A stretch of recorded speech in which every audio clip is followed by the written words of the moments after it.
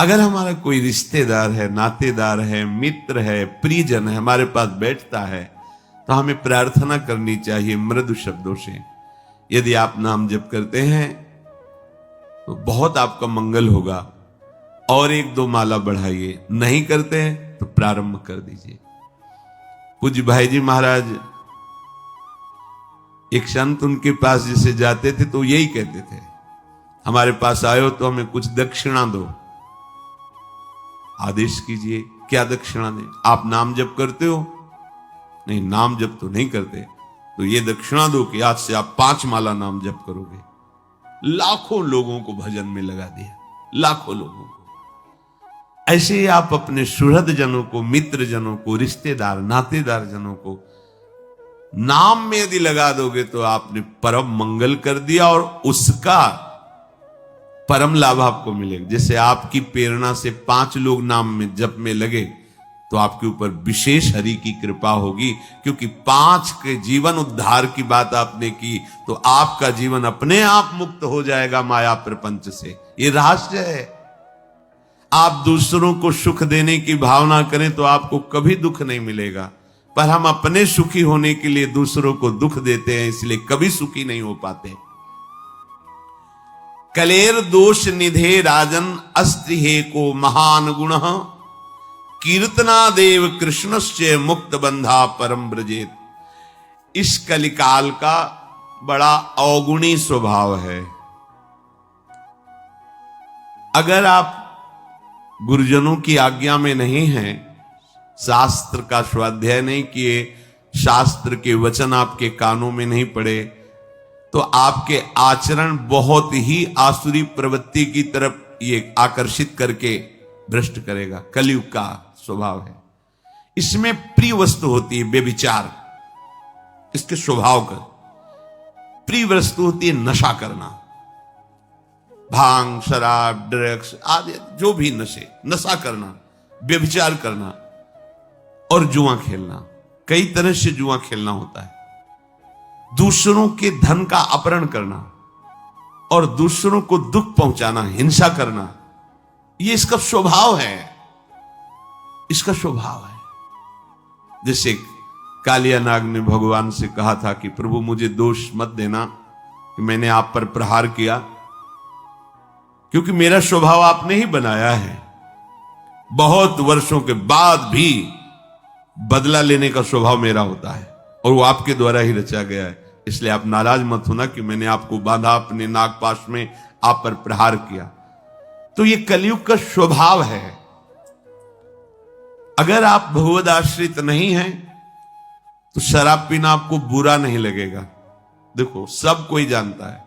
जब हम यहां से बोलते हैं तो कोई कह सकता है कि ये निषेध क्यों कर रहे हैं, लेकिन आप अपने हृदय में बैठ करके थोड़ा विचार कीजिए, क्या ये आपका स्वास्थ्य बढ़ा देगा? कितने ऐसे हमारे सामने आए हैं जिनके लीवर खराब हो गए, जिनका जीवन खत्म हो गया, उनके परिवार के जन भी हैं। हितदाम में जब दिया कि बहुत शराब पी, अब तो डॉक्टर ने कहा अब मरने, और कुछ दिनों में पधार गए। देखो, क्या आपका स्वास्थ्य इसमें अच्छा रहेगा? नहीं। क्या आपको समाज में से सम्मान मिलेगा? नहीं। नालियों में इधर उधर बेहोश होकर के गिर पड़ते हैं, शरीर की सामर्थ्य नहीं रहती। तो इससे क्या परमार्थ बनता है? नहीं। इससे क्या धन की प्राप्ति होती? नहीं। जब कोई भी लाभ नहीं मिलता, केवल प्रमाद और केवल हानि है, तो आप सोचो आप ठगे जा रहे हो कि नहीं ठगे जा रहे हो। व्यर्थ में आप ऐसे आचरण करते हो जिससे आपके जो पुत्र हैं, परिवार के जन हैं, वो आपसे असंतुष्ट रहते हैं। अगर कहीं वो आपका अनुगमन कर ले तो वो भी पतन के मार्ग में चले गए। किसी भी असत क्रिया से कभी शांति नहीं। प्यारे समझो, ये कलयुग का स्वभाव है। यदि आप प्रभु का आश्रय नहीं लिए, सत शास्त्रों का स्वाध्याय या श्रवण नहीं करते, तो आपको शराब पीने में हिचक नहीं होगी, क्योंकि स्वभाव है कलयुग का। मांस खाने में हिचक नहीं होगी, व्यभिचार करने में हिचक नहीं होगी, चोरी करने में हिचक नहीं होगी, हिंसा करने में हिचक नहीं होगी, जुआ खेलने में हिचक नहीं। ये उसका स्वभाव है और उसका प्रभाव है कि आपकी एक भी नहीं चलेगी, वो अपने प्रभाव से आपको बलात् रौंद देगा। इसलिए हित सजनी स्वरूपा महाप्रभु कह रहे, पाए जान जगत में सब जन कपटी कुटिल कलयुगी टंचु। तो कह रहे अगर इस कलयुग के प्रभाव से तुम्हें कोई बचा सकता है तो इसका एक बहुत बड़ा गुण है। अगर इस कलयुग में नाम जप किया जाए, नाम कीर्तन किया जाए, तो इसका कोई भी स्वभाव या प्रभाव आप पे लागू नहीं होगा और आपका हृदय निर्दोष होकर भगवान की प्राप्ति के योग्य हो जाएगा। एक ही उपाय है, नाम कीर्तन, नाम जप, भगवत चर्चा करना, भगवत चर्चा सुनना। नान्तम विदाम्यहममी मुनयोग्रजास्ते माया बलस्य पुरुषस्य कुतो परेये गायन गुणान दश शतानन आदिदेवः शेषाधुनापि समवस्यति नास्य पारम। भगवान की माया शक्ति पर कोई विजय पा सके असंभव, पर विजय पाई जाती है तो कैसे? बोले जिनका हजारों मुख से यशगान भगवान शेष जी करते रहते हैं पर उनके गुणों का पार नहीं पाए, उन प्रभु का नाम जप, उन प्रभु का नाम कीर्तन तुम्हें माया पर विजय प्राप्त करा देगा। माया भ्रम, अज्ञान, अविद्या। जो भगवान के नाम गुण का कीर्तन करता रहता है, श्रवण करता रहता है, उसको प्रगट में भी कभी कोई परास्त नहीं कर सकता। ऐसा नहीं कि परास्त करने नहीं आएगा, परास्त करने आएगा। काम, क्रोध, लोभ, मोह या संसार का कोई व्यक्ति, घटना, परिस्थिति आते हैं, विघ्न तो आते ही हैं, सबके जीवन में आते हैं। पर नाम चल रहा है, बड़ा चमत्कार जीवन में प्रकट होता है नाम का। ये जो हम भगवत भक्तों के चरित्र आपको गुरु कृपा से जो सुनने को मिलते हैं, सुनाते हैं, उनसे हमें एक बल मिलता है।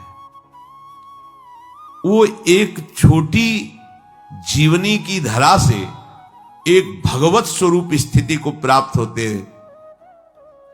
जैसे हम शरीरासक्त होकर विषयों में, भोगों में लगे, एक छोटी धरा है। शरीर और भोगों का त्याग करके निरंतर ब्रह्माकार भगवदाकार वृत्ति, ये बड़ी धरा है। छोटी धरा से बड़ी धरा तक, इसमें तर्क वितर्क या संशय की कहीं कोई भी गुंजाइश की जरूरत नहीं। भक्तों के चरित्र श्रवण मात्र से प्रभु के नाम रूप लीला धाम में रति होती है। आपके मुख में भगवान नाम चल रहा है तो कोई भी आपको परास्त नहीं कर सकता। भक्तों को अभय देने वाले प्रभु श्री हरि के नाम की अपार महिमा है। इसलिए भगवान कह रहे अनन्य हो करके सततम कीर्तयन्तम, निरंतर मेरा, इससे बड़ा कोई लाभ नहीं। क्या चाहिए, जो चाहिए सब प्राप्त हो जाएगा। आप जैसे भी बने, भाव से, कुभाव से, श्रद्धा ना हो तो भी जो नाम आपको प्रिय लगे, सब हमारे प्रभु के नाम है, उनके नाम का खूब जप करो, कीर्तन करो, सुखी हो जाओगे, आनंदित हो जाओगे। भगवान उनकी ही रक्षा नहीं करते, हम सबकी रक्षा करेंगे। पर जब हम अहंकार से युक्त होकर, तो फिर भगवान अहंकारी की रक्षा नहीं करते। जो भगवान का आश्रय लेकर नाम जप करता है, भगवान उसकी निश्चित रक्षा करते। शेष चर्चा आगे। श्री राधा वल्लभ लाल।